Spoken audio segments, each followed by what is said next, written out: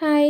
അപ്പോൾ ഇതൊരു കൊട്ടിയൂർ പോയിട്ടുള്ളൊരു വീഡിയോ ആണ്. അപ്പോൾ ഞാൻ, ഏട്ടൻ്റെ അച്ഛനമ്മ, ചേച്ചി, ഏട്ടൻ എല്ലാവരും ഉണ്ടായിരുന്നു. അപ്പോൾ നമ്മൾ ഇവിടുന്ന് ഒരു പുലർച്ചെ 1 മണിയൊക്കെ പോയിട്ടുണ്ടായിരുന്നത്. നമ്മളവിടെ എത്തി. ഒരു സ്കൂളിൻ്റെ അവിടെയായിരുന്നു നമുക്ക് വണ്ടി പാർക്ക് ചെയ്യാനൊക്കെ സ്ഥലം കിട്ടിയിരുന്നത്. വണ്ടിയൊക്കെ പാർക്ക് ചെയ്ത് നമ്മൾ അവിടെ നിന്ന് ഇറങ്ങി കുറച്ചധികം അമ്പലത്തിലോട്ട് നടക്കാനുണ്ടായിരുന്നു. അപ്പോൾ നമ്മളെല്ലാവരും അവിടെ നിന്ന് നടന്ന്, പിന്നെ എല്ലാവർക്കും അറിയുന്ന പോലെ തന്നെ നമ്മൾ പുഴയിലൊക്കെ മുങ്ങി കല്ലെല്ലാം എടുത്തിട്ട് കുരയൊക്കെ തൊട്ടതിന് ശേഷം നമ്മൾ ക്യൂ നിൽക്കാനായിട്ട് പോയി.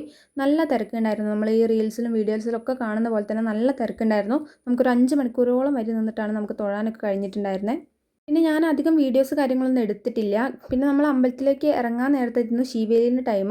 അങ്ങനെ നമ്മൾ ശീവേലി ആ ഒരു ഇതൊക്കെ കണ്ട് നമ്മൾ അമ്പലത്തിലെത്തി. നമുക്ക് തൊഴുതതിന് ശേഷം നമ്മൾ നേരെ അവിടെ നിന്ന് അന്നദാനം കഴിക്കാനാണ് പോയിട്ടുണ്ടായിരുന്നത്. അത് കഴിഞ്ഞ് നമ്മൾ അവിടെ നിന്ന് ഇറങ്ങി പിന്നെ നമ്മൾ പറശ്ശിനിക്കടവിലോട്ടായിരുന്നു പോയിട്ടുണ്ടായിരുന്നത്. പറശ്ശിനിക്കടവിലോട്ട് പോകുമ്പോൾ നമുക്ക് ഇതേപോലെ തന്നെ അത്യാവശ്യം നല്ല ബ്ലോക്ക് കാര്യങ്ങളൊക്കെ കിട്ടിയിട്ടുണ്ടായിരുന്നു. പിന്നെ നമ്മൾ ഓൾറെഡി അവിടെ എത്തുമ്പോൾ നല്ല ലേറ്റ് ആയിട്ടുണ്ടായിരുന്നു.